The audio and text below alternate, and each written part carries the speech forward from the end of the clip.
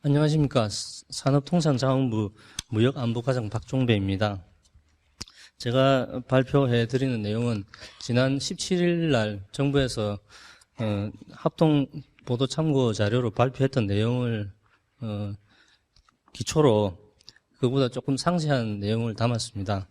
그런데 기본적인 틀은 그거하고 큰 차이가 없습니다. 발표 드리는데 되도록이면은 더 자세한 궁금한 점은 나중에 다 발표가 끝난 후에 Q&A 시간에 질문해 주시면 저와 또 다른 그 담당자들이 또 추가 답변을 드리도록 하겠습니다. 제재 해제 부분 방금 발표에서도 이미 언급이 되어서 첫 장은 바로 넘어가겠습니다. 그 다음은 제목은 사실 기대 효과라고 적기는 했는데 이건 해제되는 영역이 어디까지인가 하는 것을 간단하게 추린 겁니다. 기본적으로 교육 투자에 직접 제한 또는 금지되었던 분야가 어디냐를 이렇게 정리해 놓은 것입니다. 원유 수입이 이제 수량을 제한받고 있었고 또 이제 분야별로 석유 자원 개발, 그다음에 정유, 석유 화학 제품, 조선 해운 항만, 자동차, 또 자동차 부품, 귀금속, 교역 이런 데 대해서 직접적으로 미국의 제재에 의해서 우리나라 교역에까지 직접 영향을 미치고 있어서 금지가 되어 있었습니다. 그 다음에 이러한 이제 주요 국영 기업들과 은행들이 대부분이 제재 대상자로 올라가 있었기 때문에 이들과의 직접적인 거래가 거의 불가능했습니다. 그래서 이번에 제재 해제로 국영 기업하고 이러한들 은행들을 포함한 제재 대상자 400여 개가 해제가 되었습니다. 그래서 훨씬 더 이제 거래할 수 있는 영역이 넓어졌다 이렇게 보시면 되겠고요. 분야도 기존에 이제 단순히 이제 실물 거래가 있는 경상 거래뿐만 아니라 자본만 이제 이동하는 자본 거래까지도 다 가능하게 되었습니다. 그다음 여긴 적혀 있지 않지만 우리 전략물자 수출 통제하는 분야가 있는데 기존에는 전체적으로 전략물자는 원칙적으로 산업부 등의 허가기관의 허가를 받아서 수출을 하도록 되어 있습니다만 이란에 대해서는 금지가 되어 있었습니다. 그런데 이번에 전략물자도 이제 거래가 정상화되어서 허가를 받고 이란으로도 수출할 수 있게 그렇게 됩니다. 그다음에 제재 해제에 따라서 국내에서 이제 관련 제도들이 개편된 부분들이 있는데 기본적으로 이제 한국은행에 허가를 일일이 받아서 거래를 하도록 그렇게 되어 있던 부분이 관련 지침 개정으로 폐지가 되도록 그렇게 조치가 되고요. 그 다음에 이런 허가 제도 등을 뒷받침하기 위해서 전략물자관리원을 통해서 일일이 이제 해당 부분이 가능한 부분인지를 확인해주는 비금지 확인서 이제 발급 제도도 같이 이제 없어지게 됩니다. 그래서 이런 이제 공식적인 규제 절차적인 측면이 다 없어져서 원칙적으로 다 자유롭게 교육 투자가 가능해졌다 이렇게 말씀드릴 수가 있습니다. 그다음에 제가 산업부에서 전략물자 수출 통제를 담당하고 있습니다. 그래서 이번에 전체적으로 어떤 분야 측면에서는 이제 금지됐던 게 전체가 다 풀렸다 이렇게 보시면 됩니다. 그런데 이제 전략물자 부분에서는 정상화되었기 때문에 정부의 허가 시스템이 가동이 됩니다. 기존에는 금지가 되어 있었던 부분이 정상적으로 거래는 가능하나 다만 기존에 있던 규제 체계가 적용이 되기 때문에 허가를 받아서 나가야 된다. 이제 그런 말씀을 드리고요. 특별히 주의해야 될 부분은 이 전략물자가 전체 이렇게 품목이 국제 체제에서 합의된 품목을 우리 법령에 내재화해서 한 1,400개 품목을 전략물자 기술까지 포함해서 이렇게 이제 지정을 해두고 그것을 허가를 받아서 교육을 하도록 그렇게 되어 있는 시스템입니다. 그런데 이번에 핵 합의서를 안보리에서 채택을 하면서 함께 채택된 내용이 부가적으로 다 채택된 결의 내용에 전략물자 중에서 핵하고 미사일 관련 이렇게 핵무기 개발에 기여할 수 있는 물품은 포괄적으로 그 부분은 각국에서 교육 일환으로 제공을 하려면 안보리의 사전 승인을 받아라 이렇게 해서 그런 내용으로 결의가 함께 되었습니다. 그래서 전략물자 일반적으로는 우리 국내 기관에서 자체적으로 허가를 했으나 일환으로 교육할 때 전략물자가 핵무기 관련 품목이 한 400개 종류가 되는 것으로 지금 파악이 됩니다. 그런 품목에 한해서는 우리 자체적으로 허가를 독립적으로 못하게 돼 있고, 안보리 결의라는 것이 국제법적으로 이제 효력이 있기 때문에 우리가 회원국으로서 당연히 준수해야 될 의무가 부여됩니다. 그래서 우리 그 허가 그 시스템 상에 내재화해서 그 외교 채널을 통해서 그 유엔으로 전달하고 또 승인을 통보를 받는 절차가 개입되기 때문에 그 절차가 조금 더 길어진다 이렇게 생각해야 됩니다. 그다음에 사실상 이제 기존에도 그 확인을 받고 허가를 받아서 거래를 했는데 그 결제 부분에 있어서 좀 에러가 가장 많았던 걸로 알고 있습니다. 그래서 기존에 이제 원화 결제만 가능했는데 이 시스템이 또 효용이 크기 때문에 당장은 이제 유지하면서 그동안에 허용이 되지 않았던 유로화, 엔화, 또 위안화 등의 이제 결제가 가능하도록 지금 기재부가 주도해서 이제 이란하고 미국 당국하고 이제 협의해서 이 새로운 결제 시스템을 정비하기 위해서, 조속히 정비하기 위해서 좀 조치를 취하고 있습니다. 그래서 조금만 기다려 주시면은 다른 결제 수단으로도 결제가 가능하도록 조치가 될 것으로 보입니다. 여기서 말씀드리고 싶은 것은 제재가 전반적으로 분야를 놓고 보면은 다 해제가 되나 여전히 유의할 점들이 상당히 많다. 이라는 특별히 다른 나라에 비해서 유의할 점이 상당히 많이 남아있다.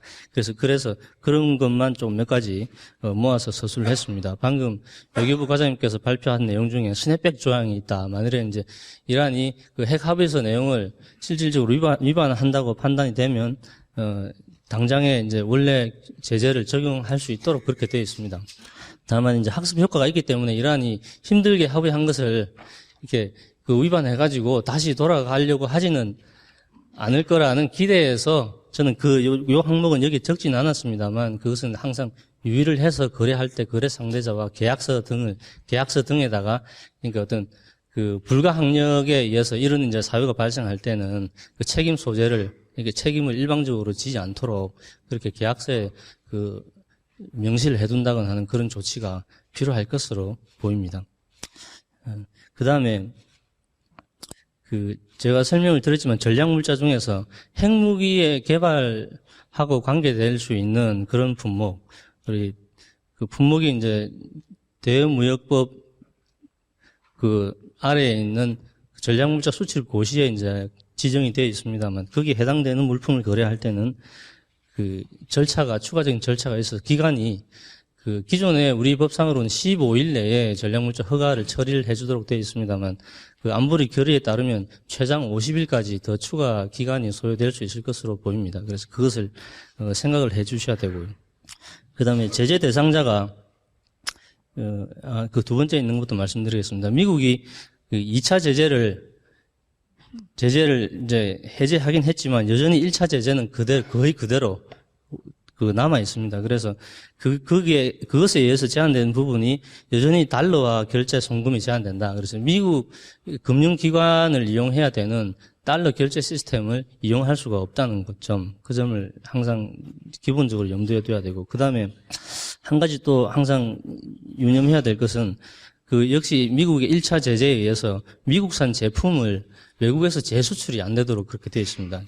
그러니까 우리 기업이 미국산 제품을 수입해서 이란으로 재수출하면은 미국 법령에 위배되게 됩니다.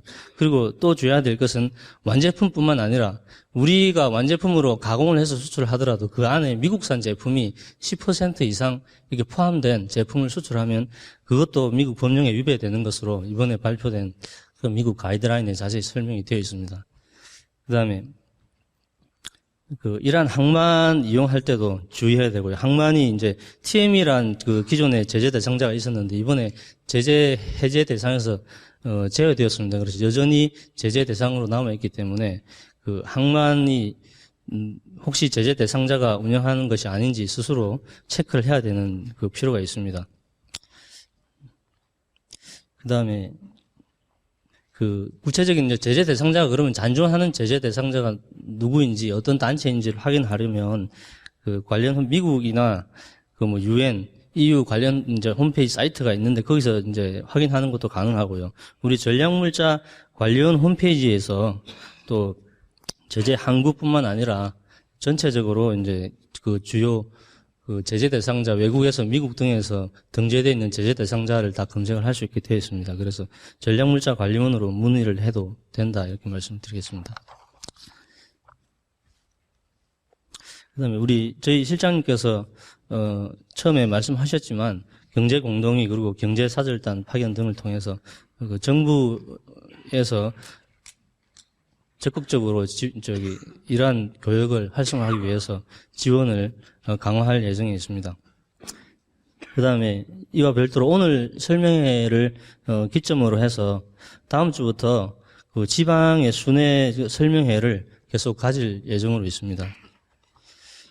또 마지막으로 그 다음 주 25일부터 그 오늘 여기에 이제 참석한 담당자들이 많이 있는데 이러한 교역 투자 지원 센터를 새롭게 설치해서 그 이러한 업무하고 기존의 그 이러한 제재하고 관련된 어떤 정부 부처 그다음에 관련 기관의 담당자들이 같이 한 군데 모여서 그 문의나 상담을 처리해 드리는 업무를 하기 위해서 이 센터를 설치해서 운영할 계획입니다. 거기에는 기획재정부, 산업통상자원부, 그다음에 전략물자하고 특별히 관계가 많은 전략물자관리원, 그다음에 유관기관인 코트라, 무역보험공사, 수출입은행뿐만 아니라 직접 이제 수출입 대금 결제를 맡고 있는 우리은행, 기업은행의 담당 직원도 함께 참여해서 일할 계획입니다. 지금까지는 아직 그 사무실 세팅이 안 돼서 며칠 지연되고 있긴 하지만 월요일 날 계속 하면서 다시 언론을 통해서 안내를 해드릴 계획을 하고 있습니다. 이상 발표를 마치면서 한 가지 제가 마지막 말씀드리고 싶은 것은 제재가 원칙적으로 다 해제되지만 그게 이제 장단점이 있습니다. 기존에는 전반적으로 제재가 적용될 때는 정부가 허가 시스템, 그 다음에 확인서, 발급 제도를 통해서 그것을 거쳐야만 교육이 가능했기 때문에 기업들은 특별히 신경 쓰지 않고 그냥 시스템에 순응만 하면은 미국 등의 제재를 위반할 가능성이 없습니다. 그러나 제재가 해제된 것은 좋으나 다만 위험 관리할 책임은 기업들 당사자들한테 좀 넘어가는 측면이 있습니다. 그래서 전보다 더 주의를 기울여야 되는 측면은 아직 남아있다. 그런 것을 한번 말씀을 드리고요. 정부에서 지원해 드린 지원센터 등을 적극적으로 이용해 주시기를 당부드립니다. 감사합니다.